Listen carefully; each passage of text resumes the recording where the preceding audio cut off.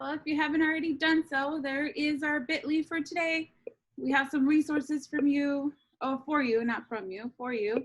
And you can follow along with us as we go through the presentation. We'll be sharing the screen.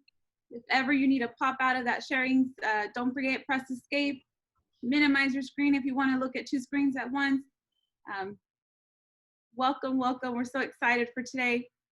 We have quite a bit of participants, so we're really excited to get started.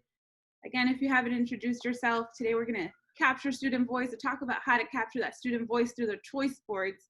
And so we're excited to get started. And we are going to be recording this presentation.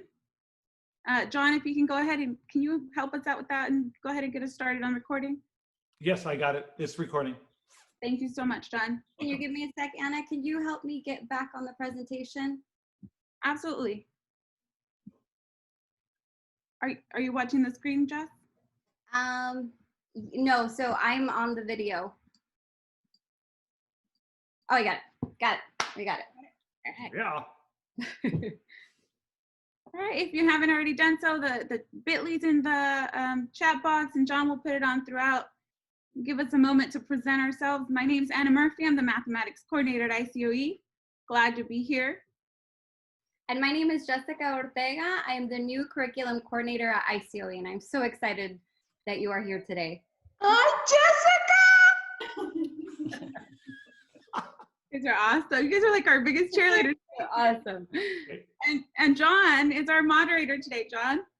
Hi guys, John Lazarzik, STEM coordinator. Good to see you all. Hey, John. It's good to see you. Hey. Hey, all. So as we go through today, just keep these norms in there for you in your pocket. If you're not speaking, if you can mute yourself so we don't have any background noise. Engage with us, be mindful, ask questions. This is really tough to do, as you guys have seen or have experienced some of that distance learning. If we don't get to see your faces, it's really hard to read your reactions because we don't see you. Sometimes we just see like a blurb of a name, and we're not even sure. We're like, are they listening? Are they interested, participating? So if you would give us the chance to see your faces and experience this with you. I'm presenting, so it's hard for me to see, but my other coordinators can see your faces and kind of read your reactions. So if you could mute yourself and take off your screen and show us your face, we'd love it so we can engage. There are some things that we might not be able to answer today. There's some non-closure and some items, but we will surely get back to you, give you those resources if you ask us for some, and just have that growth mindset and celebrate those mistakes today as we continue. We're super excited about today. We have a lot of participants, so bear with us and just engage, be here, participate. We're excited. Let's begin with our agenda for today. So our learning target for today, okay, we're going to analyze choice boards through the lens of equity, access, and optimize student voice. Our success criteria for today is to participate using a choice board. We're going to identify learning barriers, and we are going to modify a choice board to meet the diverse needs of students.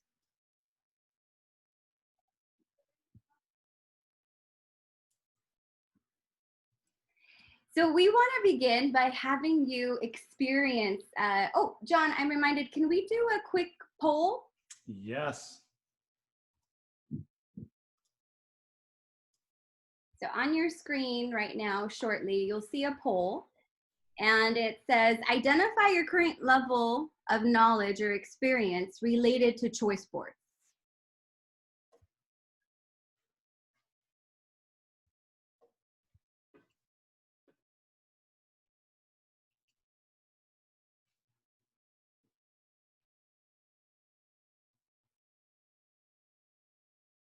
You're loving this, Anna, right? All the data? Yes, I can see data, and I'm already thinking I could have put a graph there. Are you guys seeing it in real time? We are, because we're the Oh, okay. Okay. Seems like 95% is completed.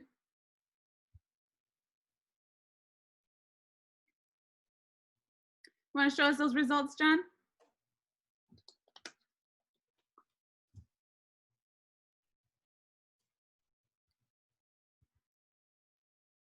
All right, so a lot of you are in the novice and beginner area, and that just gives us a feel for how you are, where you're at, so we know what we can target as we continue our conversation for today. So thank you for participating in that poll for us. It really gives us a picture of where we're at and how we can really best meet your needs today as we continue for this short 1.5 hours that we have with you.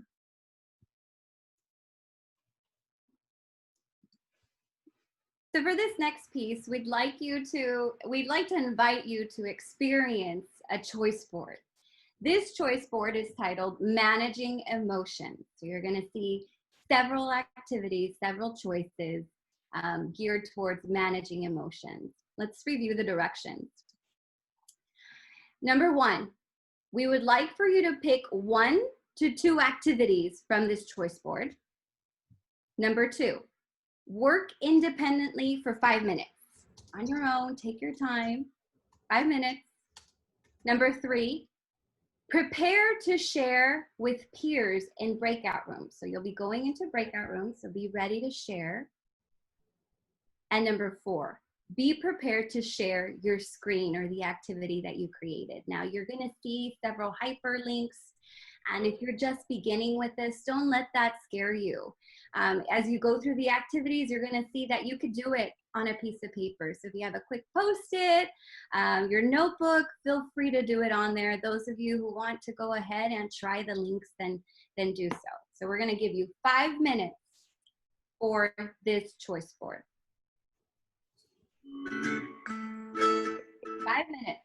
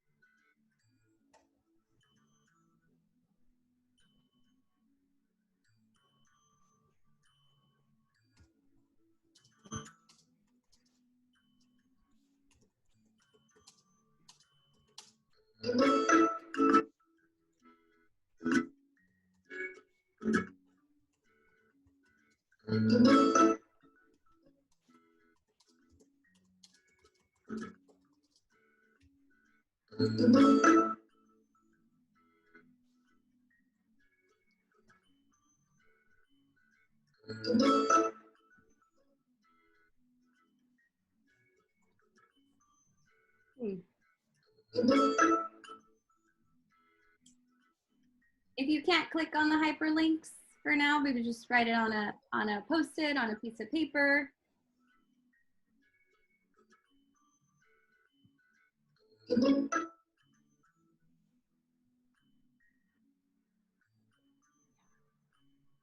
I can turn it down. Down. Sorry, they clicked me out. We'll take them.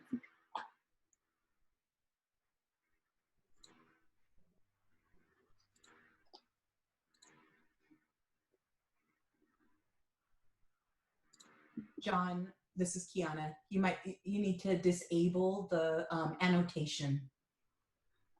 I cleared it. I'll take it off.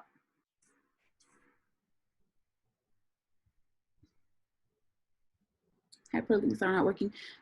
If you have it on present mode, maybe the hyperlinks would work best.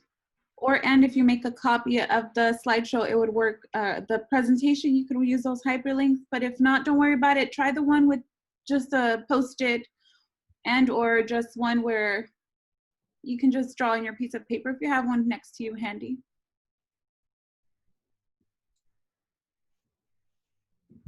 we'll give you access to all of these. Every resource we share, we'll give it to you at the end. I think it's been about.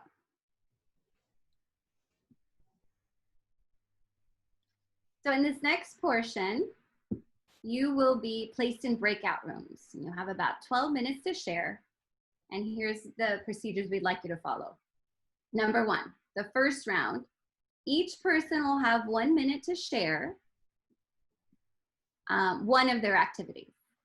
The person with the longest hair is gonna go first. And round two, each person will have 1 minute to share their second activity. And in the third round, we'd like you to discuss in what ways did this activity promote collaboration, autonomy, and engagement. Have fun. Okay, I'm sending you guys to breakout rooms.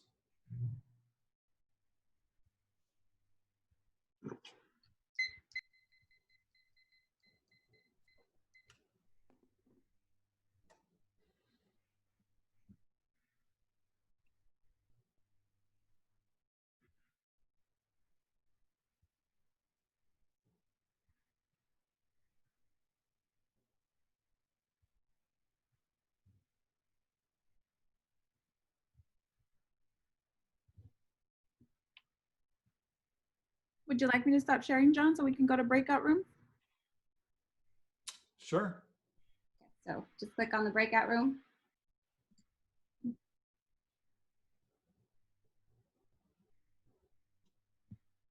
On mine, it says breakout room 10. Right, John? Yeah, and then just if we want to come back, just you can leave the room and come back. Or you don't have to join. Okay.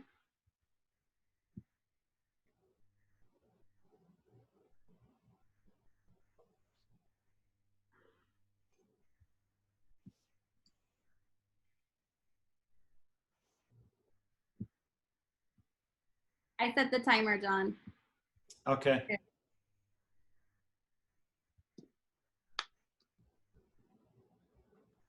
I'm here in the background watching, okay? Okay.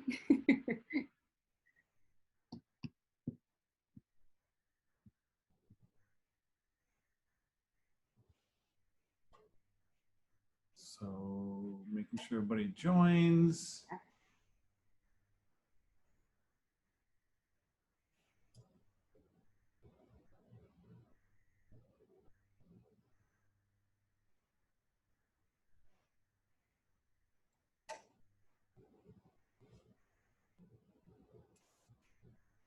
Monica, can you join a breakout room or is it giving you that option? I don't know if she can hear me. Let me see.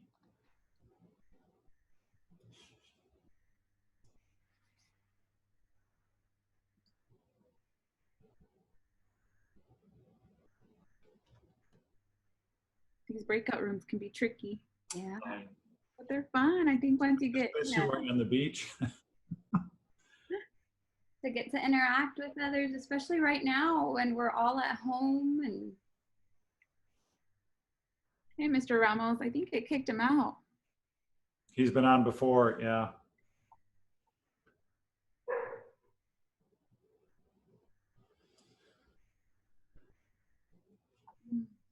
Since we're here, you guys want to share since we're already here in this room, we could just share.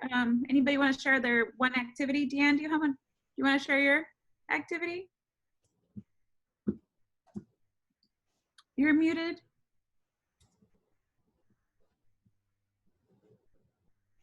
Okay. Well, I wanted to tell you, Anna, since you were having a big O test tomorrow, that you should start by taking a lot of deep breaths. And you should, since it's the night before, you should visualize in your mind the questions that you think will be on the test and visualize how you think you will be able to answer those questions, and then review what you have decided in your mind just to make sure that that would be the correct answers. Thank you for the tip. that's really good. Yeah.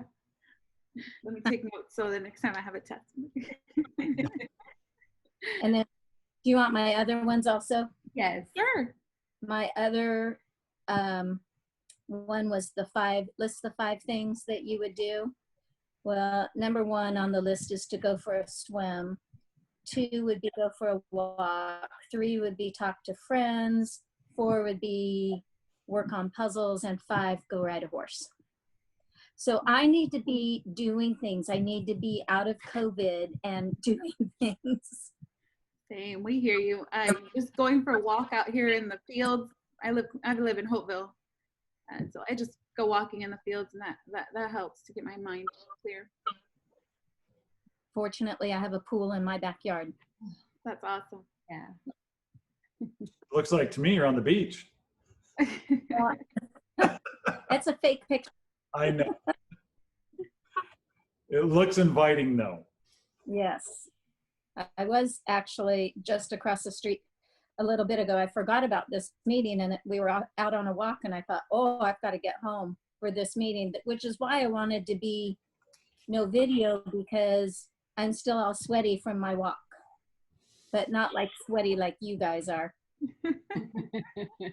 We can't, the good thing about Zoom is such a small window that even if you look fine, everything.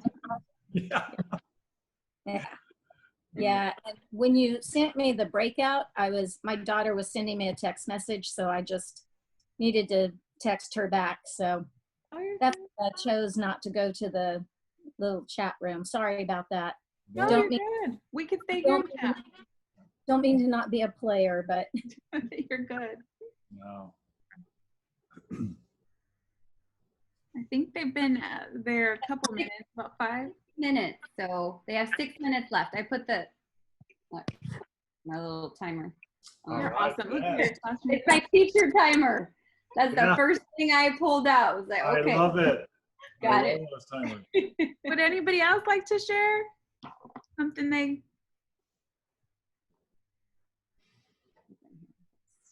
All right. I like that tightrope song from Janelle. I keep saying her name wrong.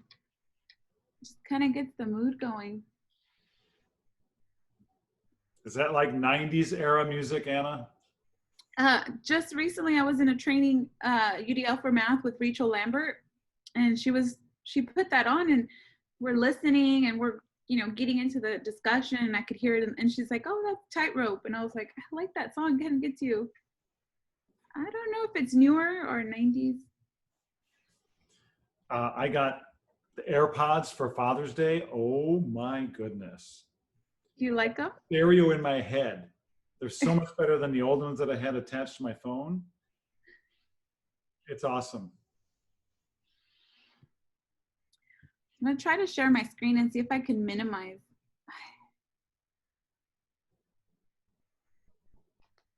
Like this. But I want to.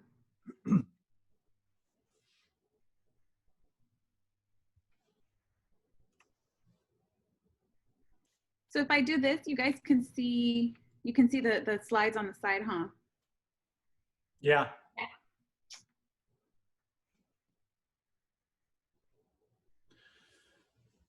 Okay, guys, real quick. So this one gal is having trouble with the hyperlink, the bit.ly, and I am at a loss at what to say to her.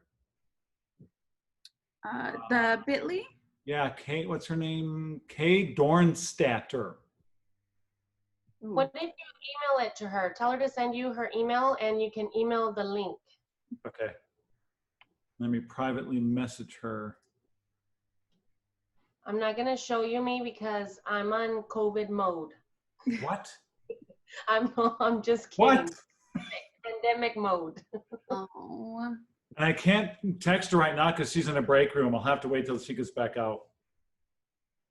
She can still see the chat, John, in the break room.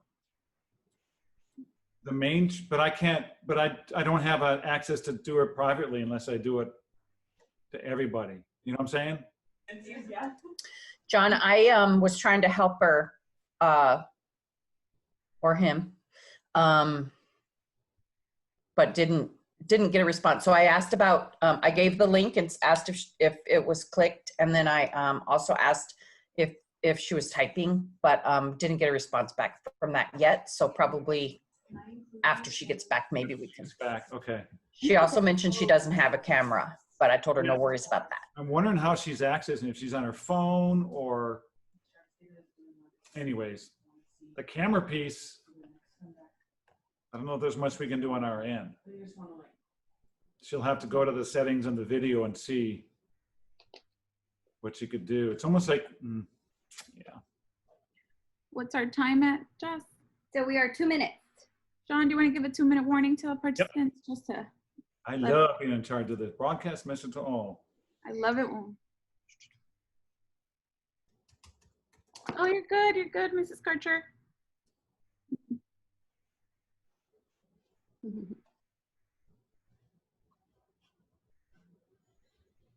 Hey, Jennifer. How are you?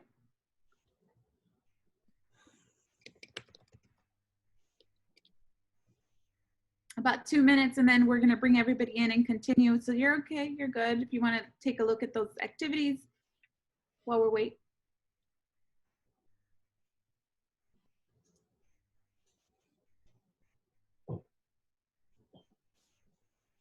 I think on some it kicks them out and then they come back into our waiting room. You know how it's iffy at sometimes? That's why it's saying waiting or be admitted. Okay. The good thing that it does that chime, so they're not just waiting. That's what I like about Zoom, that it does. And then you're like, oh. Gives an indication. Mm-hmm. But you have to turn it on. If you don't have it on. That's right. It leaves someone like that in the waiting room for 15 minutes. You know? We were like, oh, I didn't know you were there because you fell into your presentation.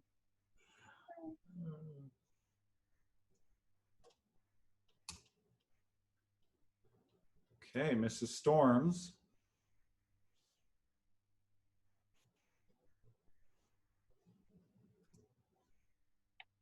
We have about 45 seconds. Okay.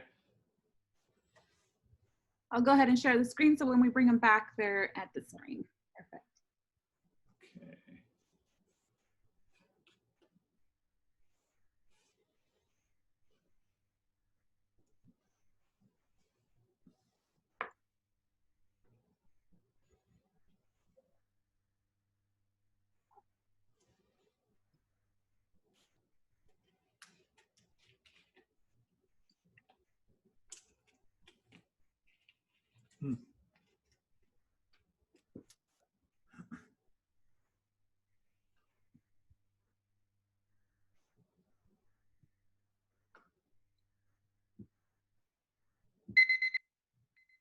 Time's up. Bring it back? Yes. This is the fun part. Now they start popping back. Yeah. Go ahead and leave those statistics there as they come back. Discussion.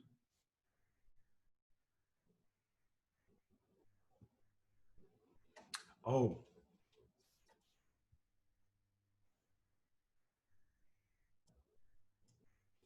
Okay, Anna, real quick, I cannot make a new poll. I'm clicking on polling and it just gives me back to that poll 1. It's okay. We can ask for that. Yeah. No biggie. Yeah. Can you, if you click on polling, can you make a new poll? Not while I'm sharing my screen. I'll check when we. Okay. Huh.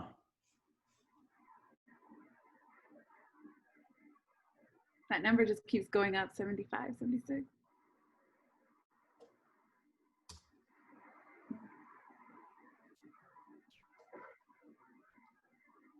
Are they all back, John? Yep, everyone's back. Okay. So as you join us again, I hope you had a good discussion with your breakout room. We wanted to point out some statistics to you. Just put this out there. And we know from research that only 4% of our EL's day is usually spent around oral engagement. And of that, 2% is spent on academic talk. So keeping those statistics in mind, what you just experienced, we'd like to have this discussion. How does that data from that previous slide impact your thinking about engagement? And how might it help you start to set some of these goals for student voice as we continue with this distance learning? And keep in mind what you just experienced in the breakout rooms, a little bit of the choice that you had from that those activities. So if you want to unmute yourself, if you would like to unmute yourself and participate, kind of shout it out or put it in the chat box.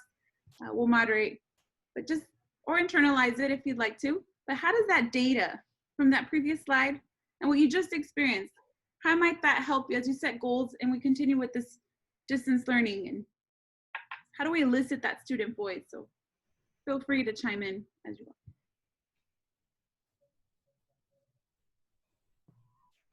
Well, in my mind, I'm thinking, is it okay if I talk? Yeah.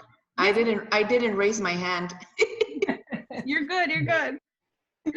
It just makes me think like you just released us into the groups and to go ahead and share, and which I'm loving. I want to be able to do that. Okay. But maybe to ensure the academic language, maybe give a list, if we could include some words or vocabulary list to make sure the kids use it while they're talking with each other. So just something that came into my mind as you were mentioning this data. Thank you. And yes, thank you. Great suggestion. Yes. Hi, do we just talk? Yes, please. Okay, I'm third grade, so I'm like the hand. Okay, I was kind of thinking about the ELD component of my day, and I'm anticipating going back and having all distance learning. So I know that I always thought about my ELD component as I wanted to make it a stronger component in my day. And of course, everything else takes priority, right? So I think that because of that statistic you shared and because of the importance of the ELs having a rich or a richer experience through distance learning, we are going to have to take a look at our ELD component and make it almost all oral. And of course, keeping in mind that you do it throughout the day, but I'm envisioning my schedule and already thinking of that 30 minutes dedicated to that. What am I going to do to make an impact if these are, I can see myself keeping my ELs and then in a breakout room, and then my TA, which don't get me wrong, I don't have a TA, she volunteers, but she can take, another group and perhaps another group, but I want that 30-minute to be not touched at all. And now what I'm going to do in those 30 minutes is going to be the key to making my ELs advance. But it's going to be tough. It's not going to be easy, but I don't want to think like, oh gosh, what am I going to do? And I know that's going to be a very important piece and I need to be prepared for it. What is it that I'm going to do during that time? And I know it's oral, I can tell you that. And I'll leave it at that. Thank you. Great response. I swear we didn't pay her to say that response. She's leading us to where we're going. Thank you. Great response. And I see some great interactions in the chat box. You guys have some great suggestions. It's going so fast because we have so many participants. You guys are awesome. Anna, yeah. How about, you know how you have like, for instance, Seesaw, where a student can write the answer to its question, right, with a sentence starter to begin with, and then allowing them to record themselves answering the question, and then they'll be able to later give it back to the teacher, the answer as it's recorded. This way they're able to hear themselves verbally answering the question. Absolutely. And Seesaw, like many applications are out there, is just one way, one mode, right, of how we can get our students to elicit that voice from them, responses, the listening. Great suggestion, Mrs. Delida. Thank you. So in this next piece, I want to share my personal experience with using choice boards, but during distance learning. I just came out of the classroom, and going immediately to distance learning was no easy task. It was difficult, and especially at the beginning, and beginning with thinking of what instruction or what activities you're going to give students, and are they meaningful. So I started to reflect on the activities I was giving students. And I noticed there was something missing. It was different than the classroom. And I was at an advantage. I had a lot of tech tools in my belt, but something wasn't working. It was off. And I really wanted to bring this idea of student agency. And when we talk about student agency, we refer to learning through activities that are meaningful and relevant to students. And I started to think, how am I going to promote this in this new environment that we're in? And I started to think, okay, am I giving students a chance to voice their learning? Am I giving sufficient choice? And I felt like that was not something I was doing. I was not allowing, yes, I was allowing students to voice their learning, but in isolation. We have a lot of those tools in our tool belt. We know, many of us may know Screencastify and Flipgrid, and we have Edpuzzle, and we have all these tools, but they're in isolation. And was I providing them the choice of how to learn? Not exactly. I was giving them the tool. I was saying, okay, for this activity, let's do Flipgrid. Let's move on. And for this one, let's use the Screencastify. So I started to think, okay, well, where does the choice piece come in? And what's the importance of that? So when we provide students with choices, we want them to demonstrate their learning. We want them to be engaged, and that was the piece, right? We go into distance learning and everyone has a different situation. Teachers, students, we all have something going on. So how am I going to keep those students engaged? How am I going to lure them back into learning? And how am I going to target those different learning modalities? Students learn different, right? Some are auditory, kinesthetic. So as I started to think about that and think of, okay, what is this tool that I can use to maximize collaboration with students? To have them talking that I'm not the only one they're going to learn from. That's when I reached and I said, okay, I remember learning about this tool that I never used in the classroom, but I knew it would make an impact now. So I was brave enough, went through it, and I found, Anna, can you go to the next, please? And when I was doing my research, I bumped into this already magnificent choice board, right? And it came from Catlin Tucker. Those of you who don't know Catlin Tucker, she's a blended learning guru, right? So I started to kind of go through her thinking and think, all right, how is this going to look in my classroom, in my setting, to meet the students' my needs, right? So at that moment when we went, we were reading The Giver, right? Which was phenomenal. The idea of giving them this book, right? That not everything was going to be digital, but how do I balance that now? We have this novel. How am I going to assess that? How am I going to hear them? How are they going to hear each other? And how am I providing choices for them to do that? So I started by identifying these key steps that I needed to develop this choice board and make it work for the needs of my students at that time. I taught 7th grade. For those of you who don't know, I taught 7th grade last year, ELA and history. So I started, okay, well, we're reading the Giver. What are those skills? What are those standards that I want to reinforce? That I want them to continue learning, that we've already gone, but I need them to continue. I need to continue to reinforce. That was my step one. I identified those standards, right? We know good teaching. We can identify those standards that we need to target. All right, so once I had those key skills identified, I said, okay, next step, I need to create 9 relevant and engaging activities based on student interests that are going to reinforce those skills. So on the choice board that I had seen, there were already many great ones, offline, online. So I started to think, okay, so what are those tools? Because I didn't want to overwhelm myself I already have a lot of those tools. The students know how to use those tools, but which ones are going to be engaging, which ones are going to be meaningful, and like many of you guys said earlier, are going to create those an opportunity for language. So are they going to have an opportunity to have a graphic organizer or a sentence stem to help them be successful in that discourse? So I had to really think of what the students were into at that time. So I said, okay, let me identify those, and I could identify the skills. And most of these activities that you see on this choice board, right, many of us have seen or not. Quizzes, Kahoot, drawings, graphic organizers through Google Drawings. Google Slides is such a great tool that can be manipulated in different ways.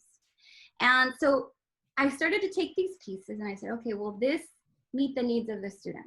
Okay, good, yeah. What about this Quizlet to review this activity? And what will it do for them? And I was brave and I said, okay, let's try a new tool. And if you see here, this is this tool, it's called Texting Story. I hadn't done that with the students, but I knew my students and I had already identified what percentage of my students had access to cell phones. It was about 75%. Not everyone was going to be able to do that, right?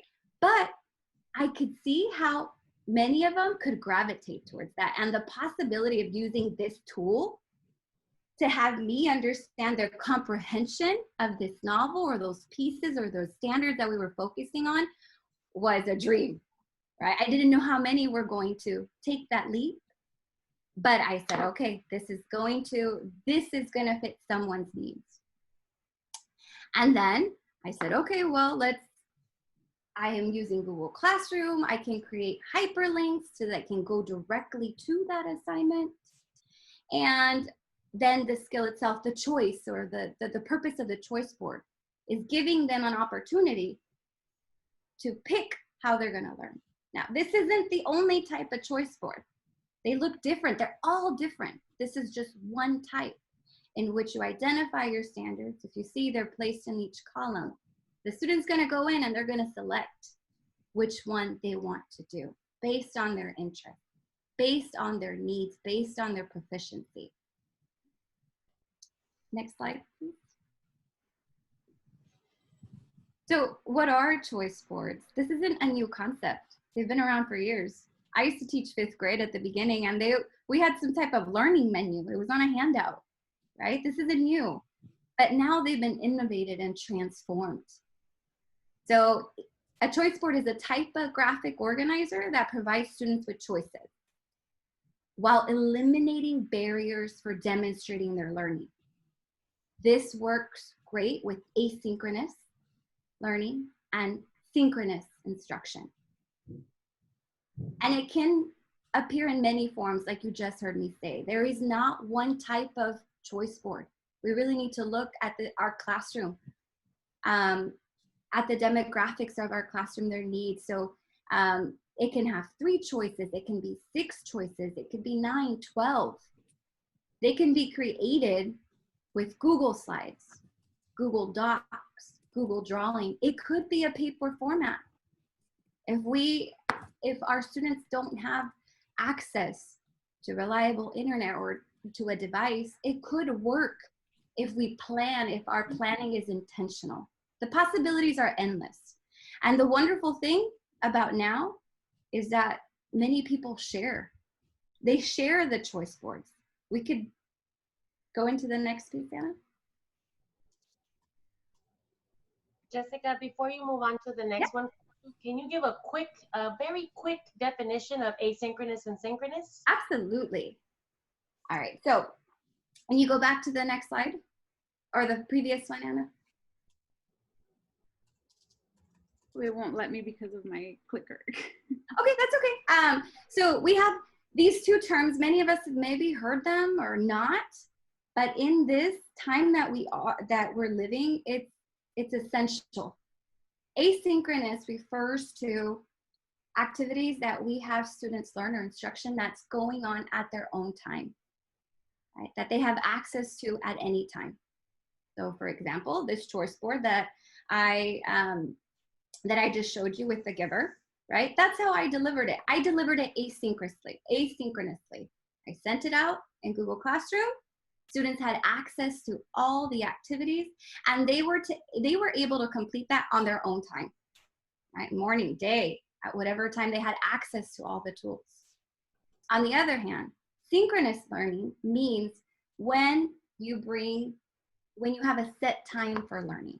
So for instance, if you scheduled your Zooms and everybody was going to meet at the same time, now we're synchronously at the same time, sync, right? I'm thinking of like word analysis, right? So same.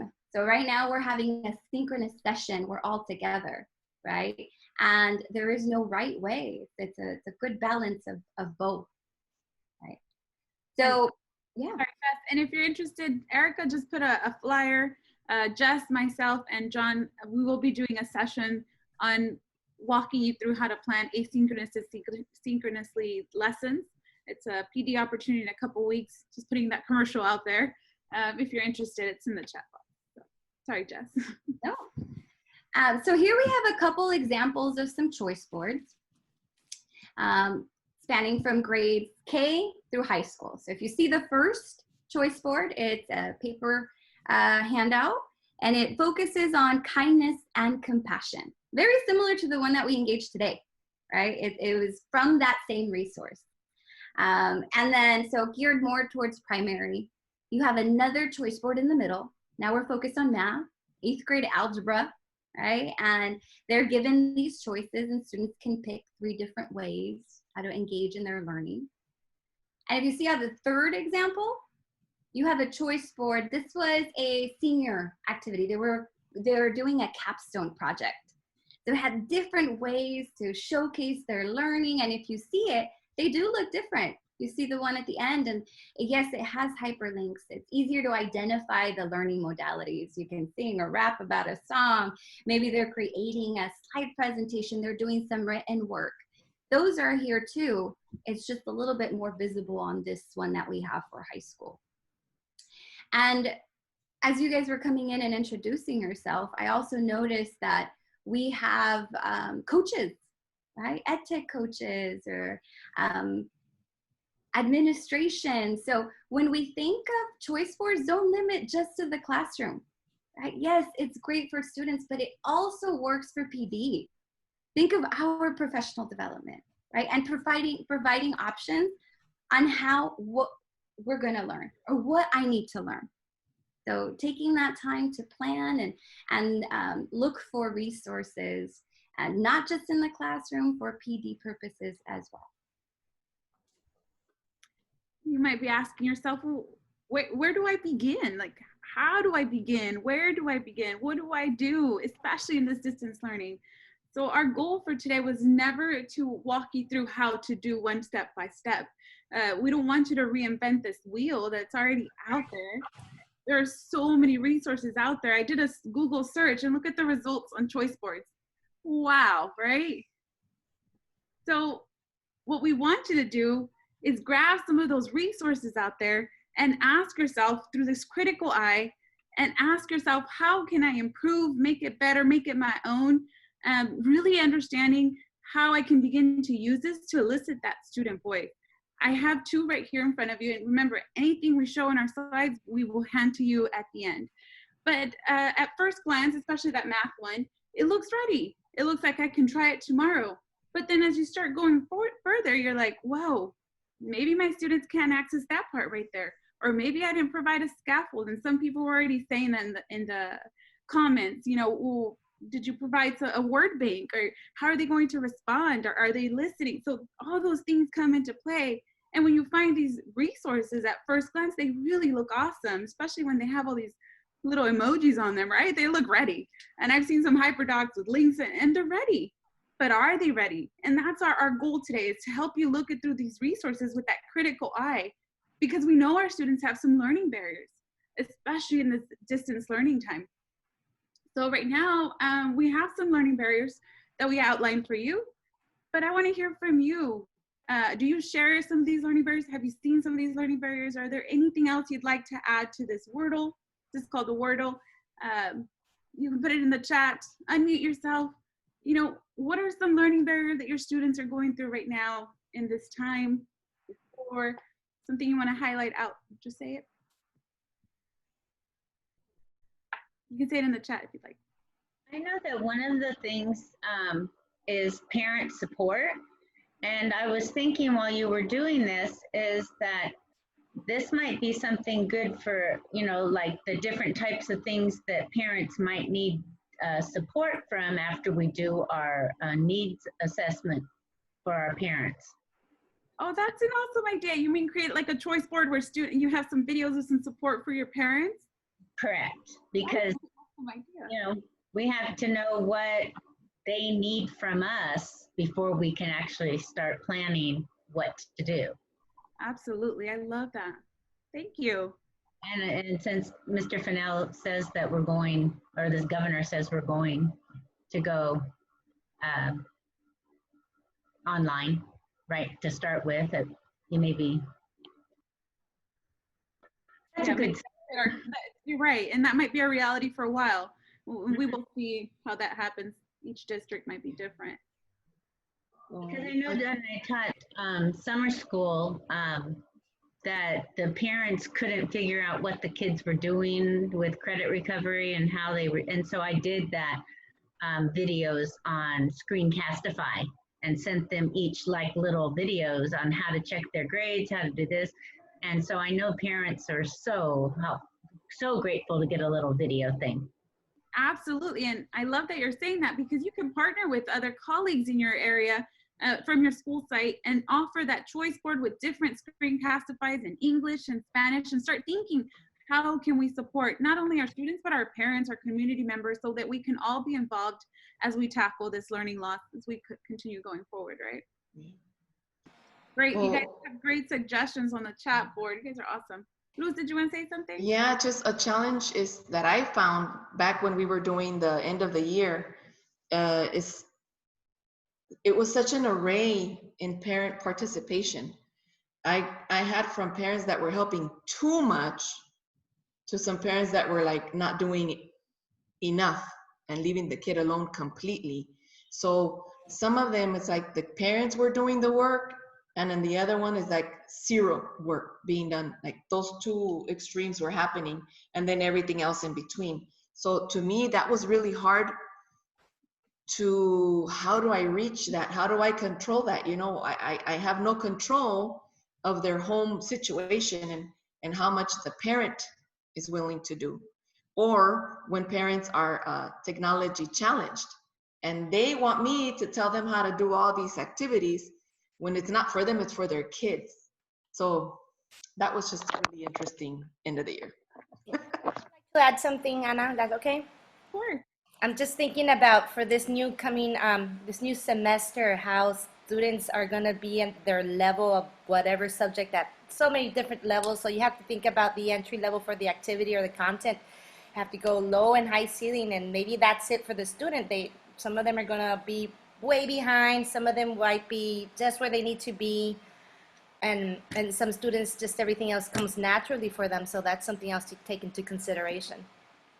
I love it. And your comment, Claudia, just leads us into this right here, which is that, like, we have to start with eliminating those barriers. So I'm going to take a look at this choice board that Justin and I found online.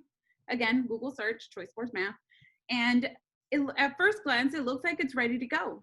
It really does. It even has a Flipgrid in there. And I'm like, whoa, okay, I can just try it out with my students. But then you start asking yourself, wow, am I allowing multiple opportunities for students to demonstrate their learning? Do they have an opportunity to create their own activity and let their own voice come in through? Why not? Do I have enough access for students?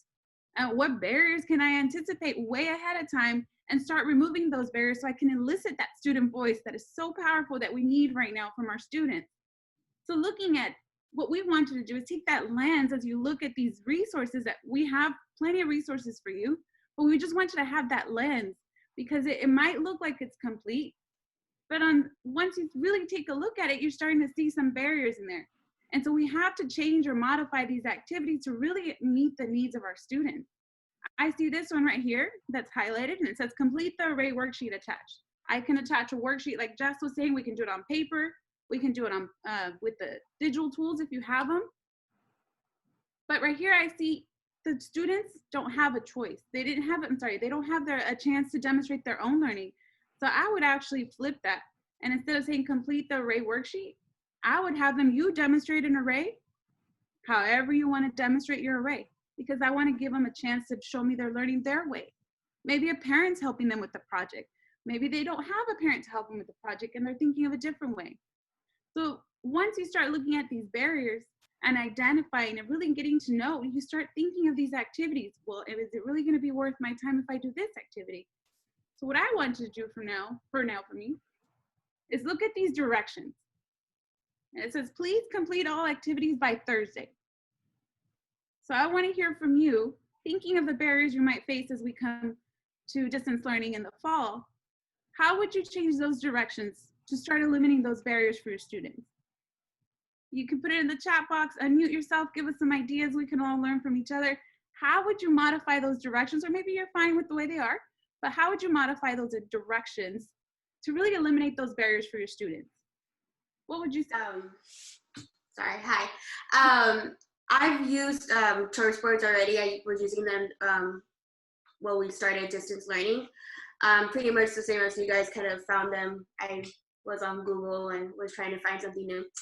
And I did kind of run into exactly this, the barriers. And when I was going over, I did kind of, I saw that examples like this saying, complete all of these activities by Thursday or Friday or whatever. With my kids, I teach 6th, 7th, and 8th grade.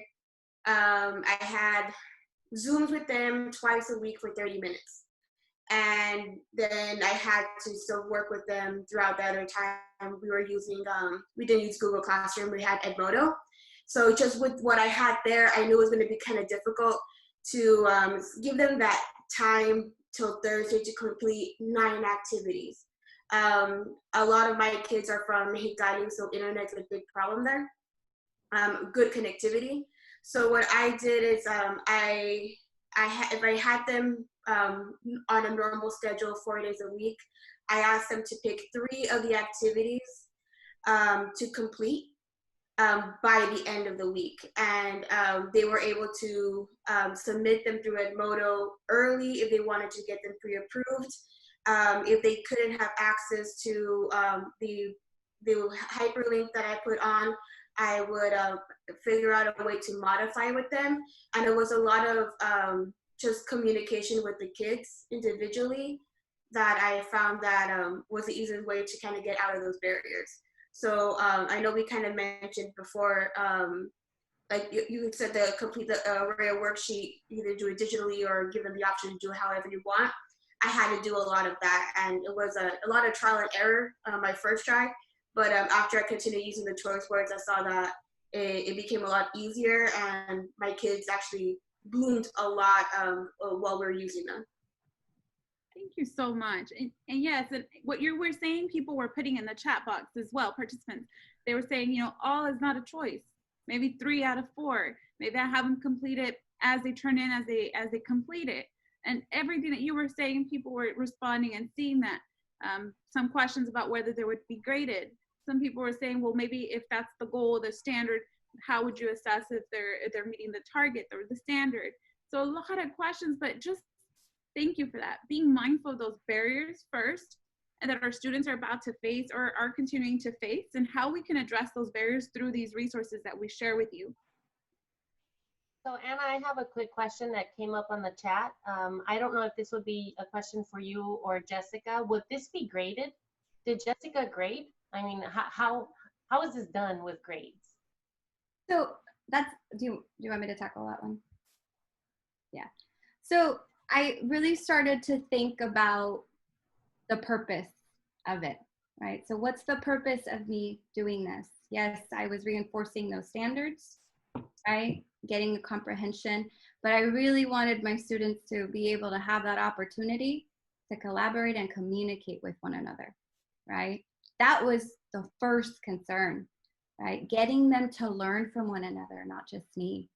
And because we were beginning, right? I didn't focus on the grading piece so much. It's not like you tried.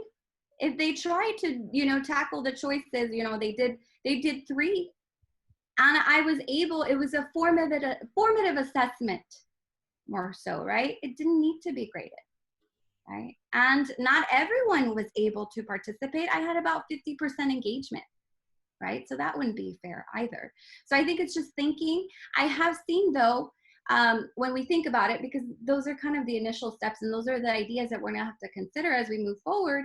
But how about creating a rubric to go with it, right? So they know what it is that it's meeting expectation. So maybe that could be the next step. So the answer, clear answer at the beginning, I didn't grade it. I gave them the opportunity to engage, learn from one another. So I hope that answers your question. Yeah, Mr. Ramos put learning is the goal. He put it on the chat box. It does. Thank you so much, Jessica. All right, so moving on to this next piece. Anna just addressed learning barriers. So you're looking at this choice board through different lenses. The first lens was the barriers. We want you to start looking at these choice boards from the language opportunity, right? A lens from language opportunity. So now, do students have an opportunity to engage in the 4 English language learner domains, right? So what we mean by that, with this tool, are they given the opportunity to read, to listen, to speak, to write? That's essential, especially after the stats that you shared with us, Anna, right? We have about 4% of ELs a day were spent in oral engagement, and that's in the classroom, right? And then we have 2% of ELs a day that was spent engaging in academic talk, and that was in the classroom. And now we're not together, right? So that is, it's so critical to take a look at that and provide those opportunities for students. Second, when we discuss about, or we talk about language opportunities, what scaffolds are we providing for academic discourse? And many of you already mentioned them, and we see them in the chat box, right? So looking at these choice boards through this lens of language opportunity with that critical eye. So we're gonna look at these examples here. So we have a Flipgrid activity at the bottom. Go to Flipgrid and model an array found at your house, right? So for many of you who don't know what Flipgrid is, it's a video recording tool. Students get to show what they know, right? And it can also be interactive where peers respond to one another. So I think of this activity and thinking of the 4 domains, or students being given an opportunity to listen and to speak, to voice, right? So I'm providing that platform, but do they have the scaffolds to do it? Because Flipgrid doesn't have an option to provide all those scaffolds for them. They're not giving me sentence frames. They're not giving me word banks, right? So I have to be mindful of that. So one approach that I took with the Flipgrids was, okay, create the Flipgrid, think of what academic language they need to be successful for that, and pop it in with your response, right? So when you create your prompt, provide those language opportunities right below, or now Flipgrid has a link that you can include. So if you link the document with the frames, then that works too. Now, if you want to take this and step it up a notch, right? So they had the opportunity to voice and speak their learning. How about having them respond to 2 of their peers respectfully, right? So now, not only are they sharing their learning with their peers, but they're getting feedback from their peers, right? So that's the wonderful thing about these tools. They give you that platform to do that, right? But they're gonna need the language to do that, right? So many of you are familiar with like Kate Kinsella's language or different language frames that we use. So how about taking that language, right, and responding to your peers academically to using that academic discourse and adding that link so that when peers are providing that feedback, they have the language to do that. And now it's back and forth and they're hearing it from different angles. So that's one way that I can modify this choice board to provide language opportunities and make it meaningful for students. Let's take a look at another example. All right. In So this Flip, one, yeah. excuse me, in Flipgrid, you can, when you write your instructions, you can ask them to use certain frames, and they have it there visible for them, and it's easier for them to access because they'll have it there present when they're recording themselves. And you can also provide the video on the focus. Yes. In the focus, provide the video, and it can record yourself giving the instructions and using the frames, so you can be the model, so they can address all the domains. Perfect. Thank you for sharing that. So we look at this example now. Read a book or two and write an entry in your math journal about the arrays you saw in the book.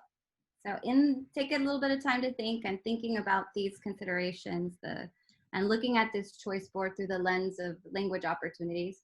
How can we provide that for students?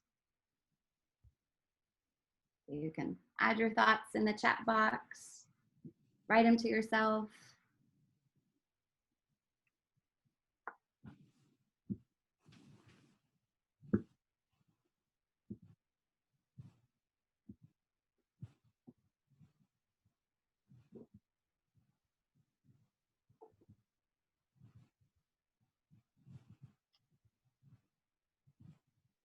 Somebody, Kiana put, create a slide and use Moat to record your thinking. Some book choices for this box. I like the idea of creating also some groups, and then can just share what they did, and so there you can practice the listening also and the speaking. Breakout rooms. Breakout rooms, yeah. Create a Google slide presentation. And then what type of scaffolds can we provide for that math journal entry? A one-pager, that would be great. Avid strategies. Jess, you had said like a word bank to give them to participate, right? Just something that they have some language to grab from. Absolutely. Their frames ready to go for their journal prompt. So that's me. Hi, Anna. Hi. So I know for fourth grade, there's a few of my team members out there. Hi, Mamacita. There's the crazy one right there. What we did is, like, for example, we're saying in regards to modeling, we call it race ace. So then we would post like examples of, we add the attachments to it. Then we have a model for it, and then so we, in order for the kids to understand what they're supposed to do, we have them highlighted the way. So we give them an example. We didn't just leave them out cold, because it was difficult for some kids. And I know that I know Luce and I see Christina there. We constantly use that during the year. We constantly use that during the year. So it was a little more difficult in regards to showing them how to do it with that specific frame during distance learning. But they caught on. I know my kids did well. They by the end, and so I'm sure I don't know how yours did, Luce. Can't hear you. They developed really good. Yeah. But we also attach screencast-o-matic videos, and and then the same when we did Zoom instruction, because we did Zoom instruction, we'd also attach those links back into their Google Classroom, and other like Khan for math. I'm saying so Khan links. What else, Luce? Khan links. What else did we use? Y'all used a lot of color coding too. Yes, color coding. We did a lot of color. So that was really beneficial for students, because not only were they able to think it through, but they were able to visually see whether or not they were missing a component. Yeah. So that was just to add, because I know, Anna, you went over all that training in June, and so and I shared that with you, what we did. But I just was hoping to. And I'm sure this is not over, but I'm hoping to hear some more suggestions from everybody else of what worked for them, to add to what we've already done. and there's some good ones, songs, games, models.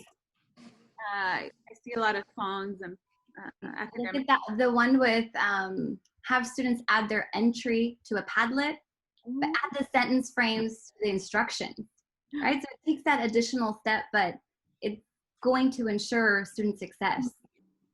And I don't know if you guys know, but we just discovered this, Jess and I, as we were preparing for this, Padlet just added a feature where you could record your screen for the directions to give to students. That is amazing. We were excited. Yeah. Great suggestions, everyone. And if you really want to take another step, right? Add that synchronous piece. One of those boxes be the synchronous piece, right? You mute? Yeah, thank you. Mrs. Vicaña. And that synchronous piece adds it because you need to think about, as we move forward, how are you going to leverage that use of your time with your students? How do we create that meaningful collaboration and those language opportunities? If we give them the chance to do the asynchronous part, those activities on their own, and then bring them together for a Google Meet, a Zoom with some breakout rooms, and give them those frames as they start to interact with each other, have a chance to present with each other or to each other and learn from each other. Like Jess said, I'm not the only holder of all this information. They can learn from each other, get some aha moments, put some frames in there, and really leverage that time. We have so little time with our students, right, as we continue. And so those Google Meets and Zoom times are just, they're precious, those minutes. And if you need to know more information, again, I'll put that flyer there at the bottom. There's a link. John just put that on the chat. We're going to have a whole PD on asynchronous versus synchronous PD and how to help you plan for that coming up in a couple of weeks. But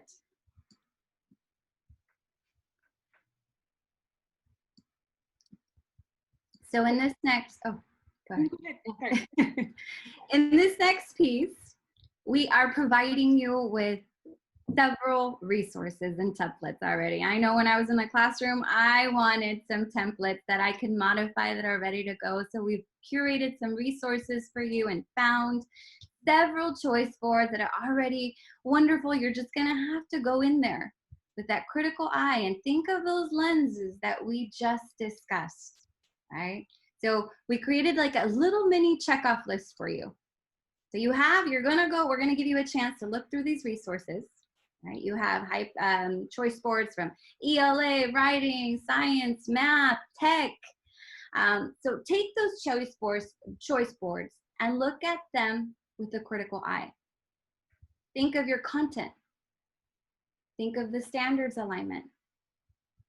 Let's think of our students' needs and how are we meeting that.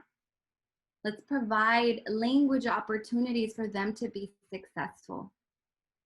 And technology tools. It's a wonderful thing, right? If we use them correctly, it can be transformational, right? So we want to invite you now to look at these resources, consider these key considerations, and explore a little bit and think of think of your subject area. If you're in high school and you teach science, or if you teach reading, language arts, focus in on that content you want to. And here's a good tip too. Like when we took the poll, many of us haven't used choice boards yet, right?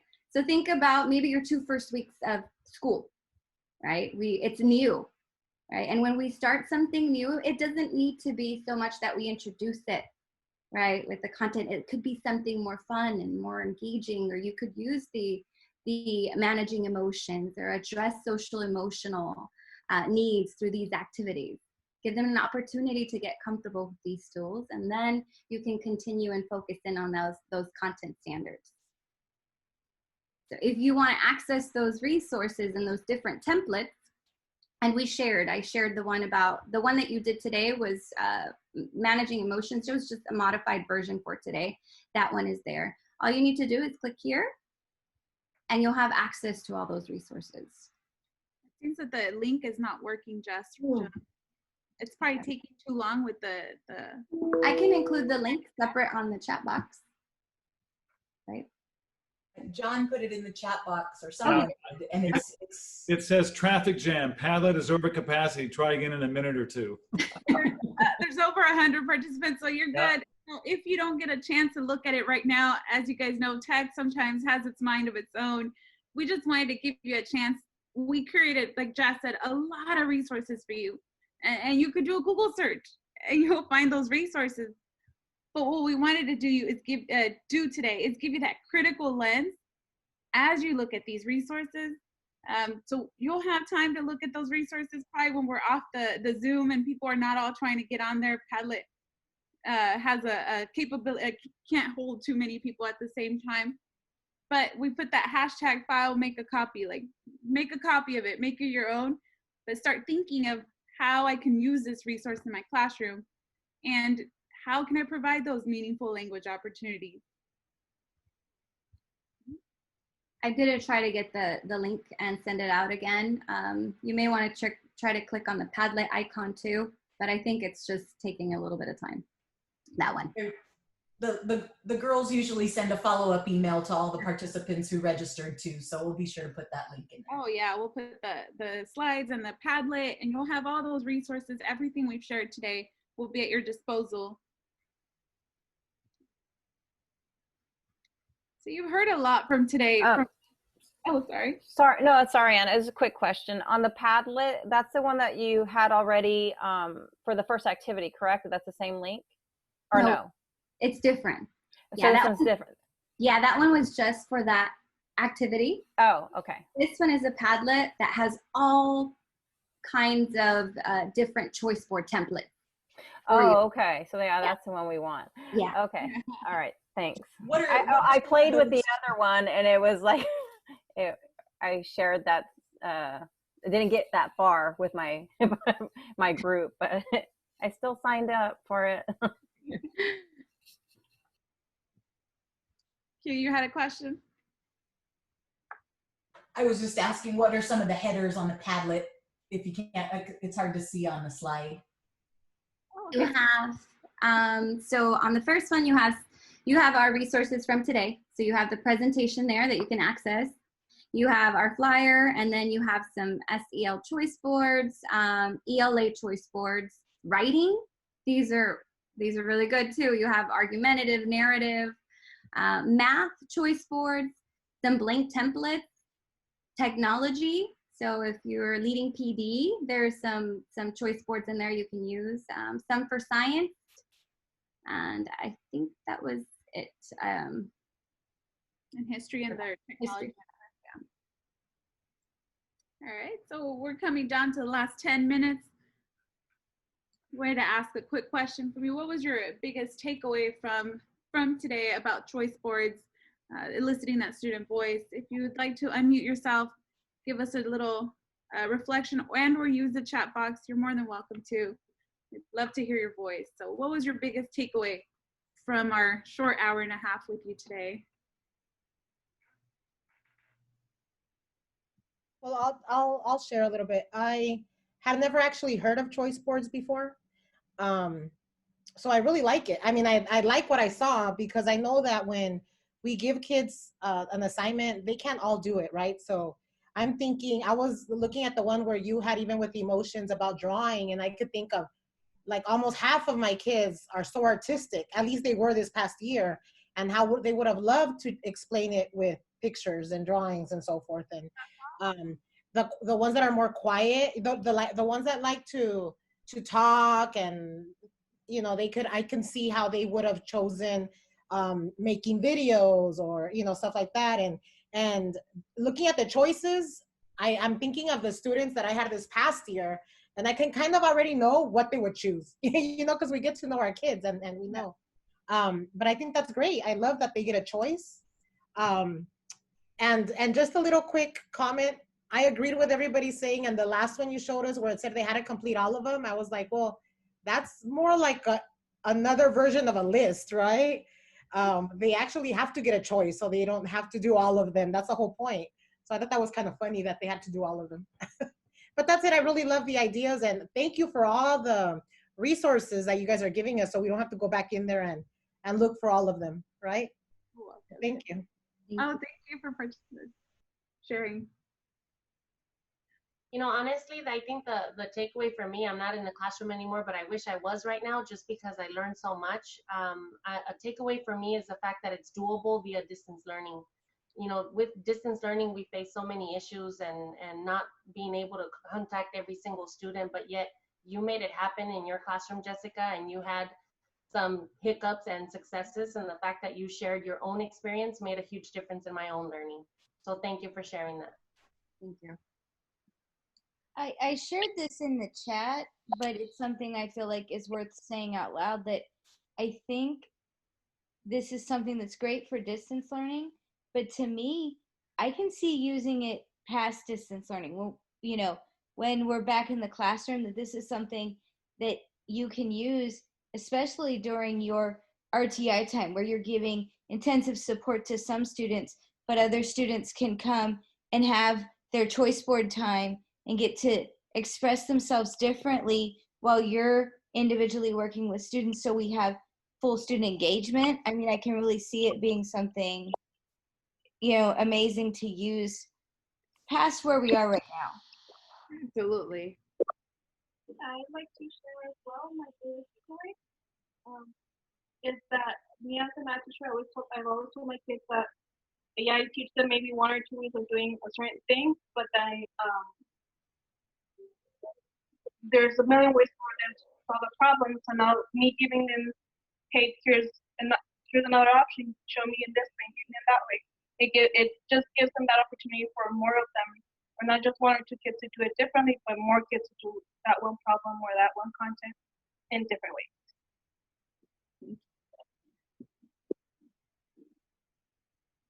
Anna, this is Kiana. Yeah. In the chat, people are asking about breakout rooms. We talked in our breakout room with the team that landed in there together about practicing with your grade level team, maybe getting together with your content team or your grade level team or just some people that you trust, and each of you take the controls, send your friends to the breakout room and then bring them back and think about, you know, what happens if, and play with the features a little bit. But don't try to do it cold in the moment, but get with some friends, lean on them. Just know that you will not have access to the breakout room unless you have a paid account. So if you're paying the $200 a year account, that's the only way you'll have access to polls and breakout rooms. Otherwise, if you have the free account, you only get the basics. But there is a update coming out with Google Meets. Google is rivaling Zoom, and everything that Zoom has, Google is going to put on theirs for free starting in August. And we'll be running some trainings on that as well. As soon as the updates are there, we can learn about them. They'll have breakout rooms, polls. They'll have a chance for students to take away their background like we do with Zoom, talk about equity. So Google is working on that, and it's integrated with Classroom. So let us know if you would like more information on that. But Google Meets is coming out with all those, and it will be 100% free. And Veronica Cervantes just said that she has a free account, and she does have access to breakout rooms. So I'm not sure how that happened. I know that we all had basic accounts and we didn't have access to them at all. If you have a lesson, I believe less than 50 participants, you can go ahead and you have access to breakout rooms. I did it, and I did try with one of my colleagues, and we just tried, and she gave me I had a control so I could break out into different groups, different arrays of participants in each group, and then we went back and forth until I got a hang of it and how to work it out, and that's what we did. So you're able to do it, but you have to have a limit of participants. And I used it when I did a staff development, so I was able to work and get everybody out there. So the paid account allows you to have multiple change your breakout session groups. I think that's the biggest difference in the breakouts with the paid prescription, with the paid subscription, is you're able to manipulate VIX so that your groups change throughout a session. But you do have to have the paid account to have the polling option. Yes. That we know that. I think my biggest takeaway, if I may share, Jess, is we're always, I remember trying to capitalize on your time, right? We have, especially if you are in the primary setting where you have science, social studies, you have reading, you have, you know, all of these content areas that you have to teach. And choice boards gives you the platform or the tool so that you can integrate some of the content areas and integrate the skills. And that's what we want of learners, is we don't want them as isolated skills. We want them to see how these skills, whether I'm reading in math or I'm reading in ELA or I'm reading in history, social studies, how do these skills all work together? So we can also look at that choice board as a way to interconnect the skills that we're learning across disciplines. So I really appreciated the way that you showed the skills. What is our target? What is the purpose of learning with the choice board before we focus on the tool that will drive us there? So I really appreciated how you really laid that foundation for us. Thank you. Thank you. Thank you, Erica. So we need one more thing from you guys, and it's already in the chat box. We need your feedback. I already saw in there, how can we get access to the Google Meets training and classroom trainings? I saw some people asking about the asynchronous versus synchronous PD. This was a short time with you today just to get you that idea, that critical eye as you start looking through resources and start preparing for distance learning in the fall, if that's what your district is going with. So please fill out the feedback form. Give us some feedback. We love feedback. We love reading it and hearing from you. Let us know how we can support you. ICOE is always here to support you, the teachers, so let us know. Anna and Jess, in the chat, there's something I think worth addressing before we go. It's about breakout rooms and the little bit of trust that we may or may not have with this new group, right? We're all getting to know each other. So do you have any recommendations for the fear that we may be having for putting kids in breakout rooms and us not being able to be in each one with them all at the same time?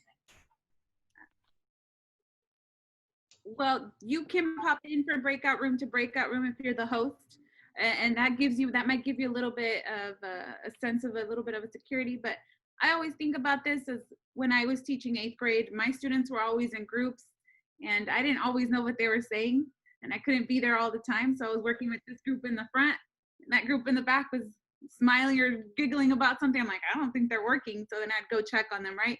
So I think about breakout rooms just the same way. It's just small groups. I would definitely have some procedures set in place, how they communicate, who's in charge, some rules. I would do the pop in and have some deliverables at the end so I can check on them. That would be my suggestion as we move forward. Jess, if you want to say. If I can add to that, I did see one of the comments, and I think coming from a middle school, more of a junior high setting, the 7th grade, right? That's an issue I dealt with, right? It was, and especially for those of us who tried it really early on, there was a lot of uncertainty with security and privacy. But I think that this is a great time to just step back and reflect. It was all thrown at us so sudden, and we all did, and I speak as a teacher, right? And all of you, we all did the best that we could, like that, right? I'll figure it out. So now that we step back and think, okay, so Anna already said, the norms are crucial, right? Are so important. So collaborate with your team, with your grade level, with your school, and set those norms so that they are consistent. Right? And model, spend that time modeling. It's going to look different than it does in the classroom, but you're not alone, right? So set those expectations from the beginning.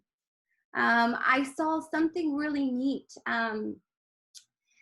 Invite your team teachers. If you're invite them to be part of your sessions so they can be in different groups. Right? Or invite your administrators if it's for the support. Your coaches, especially if you're afraid. And I could see how this could be a bigger issue, especially in high school, right? With junior high. And so I think that take that approach and set those expectations, work together, get ideas from your peers. because it's feasible, it's doable. We just need to work at it together, right? And Zoom's not the only platform, right? Experiment with Meets and see the difference, compare and see what's going to work best for you. Oh, and one thing I thought of, Anna, leadership roles. We use them in the classroom, right? So how does that look in your breakout rooms, right? And holding each other accountable. So I think it's really just stepping back to think and think about how we can make this work.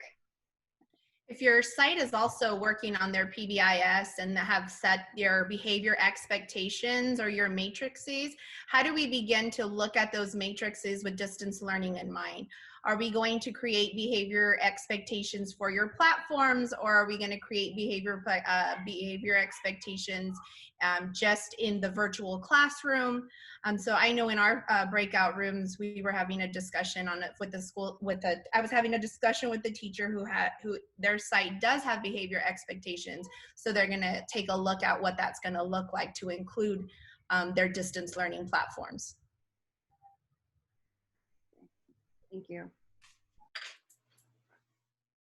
As always, we're an email away. Let us know if you need it. We'll send an email with all the resources as soon as we're done. We'll have it out there. Thanking you for coming and providing all those resources for you. We're always an email away. Let us know how we can support. Absolutely. Thank you to each and every one of you for being here. It's so great to see so many familiar faces. Whatever you need, we're here. We're here to support you. I'm going to stop sharing.